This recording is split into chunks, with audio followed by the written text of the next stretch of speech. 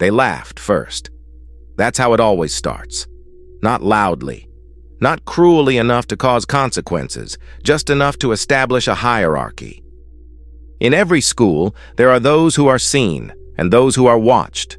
The noise fills the hallways, the silence fills the margins, and silence is often mistaken for weakness.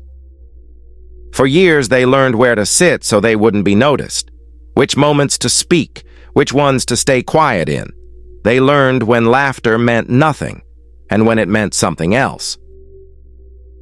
They were called awkward, too serious, too focused on things that didn't matter, not hated, just ignored. That was the mistake. Because while attention feeds popularity, understanding feeds something else. They noticed patterns, rules that bent, deadlines that vanished, eyes that looked away. They didn't confront it. They remembered it. Revenge didn't begin with anger. It began with observation. One watched messages disappear.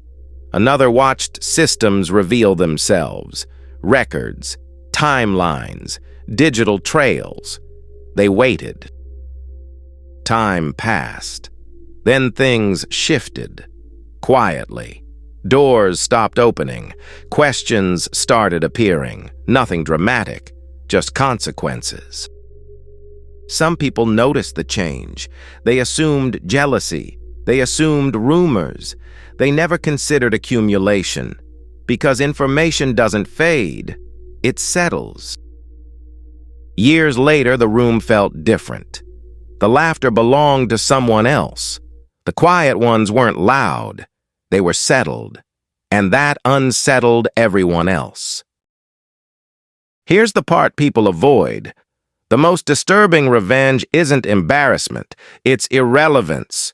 Not remembered clearly enough to matter.